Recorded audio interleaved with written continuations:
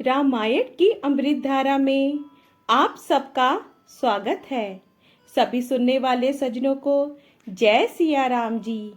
रामायण के पिछले भाग में आपने वहां तक सुना था जब श्री रघुनाथ जी मुस्कुराकर बोले, हे भाई, तुम मुझे भरत के समान प्यारे हो। अब मन लगाकर वही उपाय करो जिससे सीता जी की खबर मिले। अब इसके आगे से किष्किंधा कांड भाग 5। सियापति रामचंद्र जी की जय, पवन सुत हनुमान जी की जय, उमापति महादेव जी की जय, जय जय सीताराम जी। दोहा।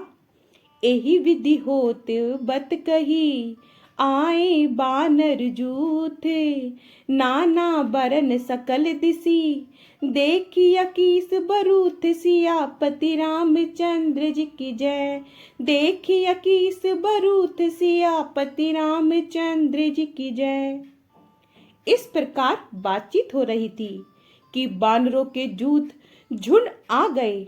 अनेक रंगों के बानरों के दल सब दिशाओं में दिखाई देने लगे। शिव जी कहते हैं, हे उमा, बानरों की वह सेना मैंने देखी थी। उसकी जो गिनती करना चाहे वह महान मूर्ख है। सब बानर आ आकर श्री राम जी के चरणों में मस्तक नवाते हैं और श्री मुख के दर्शन करके कृतार्थ होते हैं। सेना में एक भी बानर ऐसा नहीं था जिससे श्री राम जी ने कुशल ना पूछी हो। प्रभु के लिए ये कोई बड़ी बात नहीं है, क्योंकि श्री रघुनाथ जी विश्व रूप तथा सर्वव्यापक हैं, सारे रूपों और सब स्थानों में हैं। आज्ञा पाकर सब जहां तहां खड़े हो गए। तब सुग्रीव ने सबको समझाकर कहा कि हे बानरों के समूहों, यह श्री रामचंद्र जी का कार्य है और मेरा निहोरा अनुरोध है।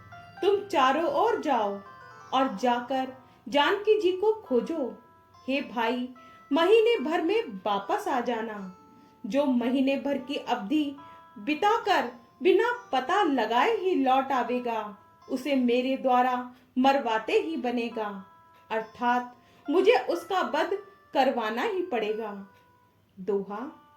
बचन सुनत सब बानरे, जह तह चले तुरंते, तब सुग्रीव बुलाए, अंगद नल हनुमंत। सियापति रामचंद्र जी की जय, अंगद नल हनुमंत। सियापति रामचंद्र जी की जय। सुग्रीव के वचन सुनते ही सब बानर तुरंत जहां तहां भिन्न भिन्न दिशाओं में चल दिए। तब सुग्रीव ने अंगद, नल, हनुमान आदि प्रधान प्रधान योद्धाओं को बुलाया और कहा, हे धीर बुद्धि और चतुर नील, अंगद, जामबान और हनुमान, तुम सब श्रेष्ठ योद्धा मिलकर दक्षिण दिशा को जाओ और सब किसी से सीता जी का पता पूछना। मन, वचन तथा कर्म से उसी का, सीता जी का पता लगाने का उपाय सोचना।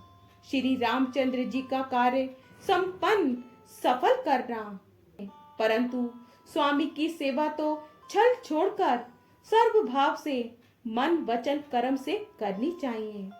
माया विषयों की ममता आसक्ति को छोड़कर परलोक का सेवन, भगवान के दिव्य धाम की प्राप्ति के लिए भगवत सेवा रूप साधन करना चाहिए, जिससे भव जन्म मरण से उत्पन्न सारे शोक मिट जाएं।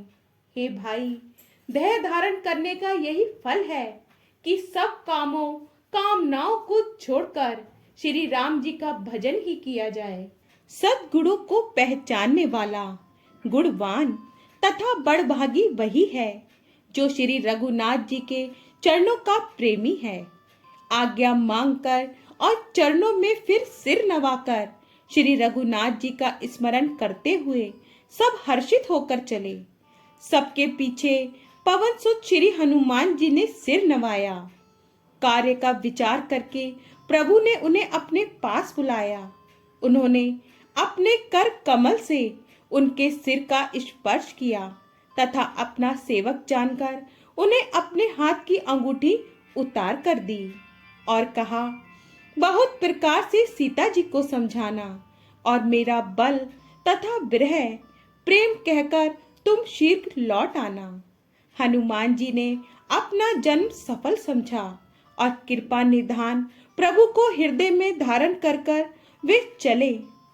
देवताओं की रक्षा करने वाले प्रभु सब बात जानते हैं, तो भी वे राजनीति की रक्षा कर रहे हैं।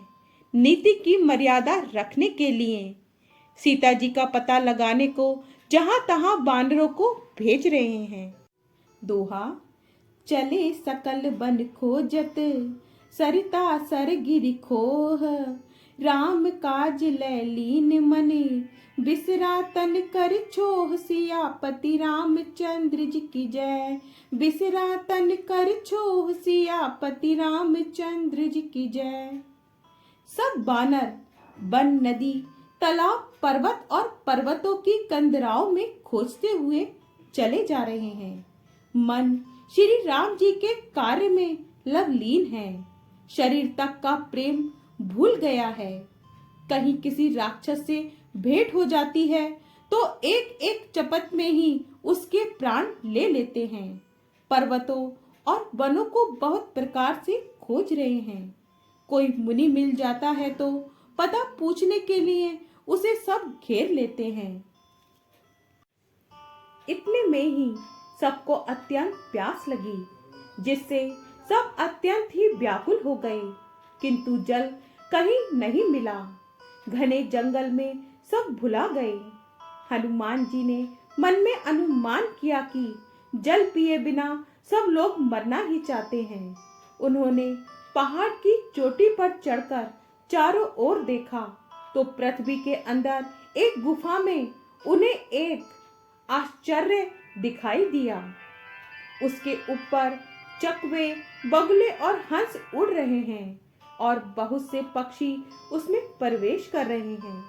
पवन कुमार हनुमान जी पर्वत से उतर आए और सबको ले जाकर उन्होंने वह गुफा दिखलाई।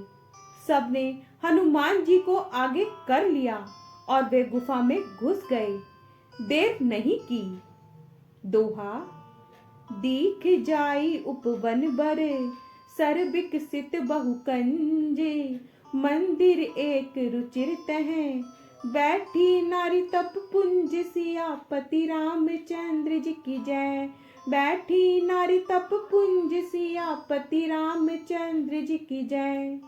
अंदर जाकर उन्होंने एक उत्तम उपवन, बगीचा और तालाब देखा, जिसमें बहुत से कमल खिले हुए हैं। वही एक सुंदर मंदिर है, जिसमें एक तपो मूर्ति स्त्री बैठी है।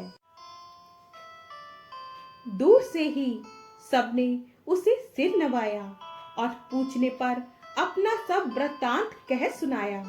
तब उसने कहा, जल पान करो और भांति भांति के रसीले सुंदर फल खाओ।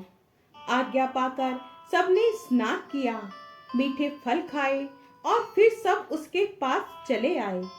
तब उसने अपनी सब कथा कह सुनाई और कहा, मैं अब वहां जाऊंगी जहां श्री रघुनाथ जी हैं। तुम लोग आंखें मूंद लो और गुफा को छोड़कर बाहर जाओ। तुम सीता जी को पा जाओगे, पछताओ नहीं, निराश ना हो। आंखें मूंद कर फिर जब आंखें खोली तो सब वीर क्या देखते हैं कि सब समुद्र के तीर पर खड़े हैं। और वह स्वयं वहां गई जहां श्री रघुनाथ जी थे। उसने जाकर प्रभु के चरण कमलों में मस्तक नवाया और बहुत प्रकार से विनती की। प्रभु ने उसे अपनी अचल भक्ति दी। दोहा, बदरी बन कहु सो गई, प्रभु आज्ञा धरि सीसे, उर धरि राम चरण जुग, जय बनत अज ईस। सियापति रामचंद्र जी की जय।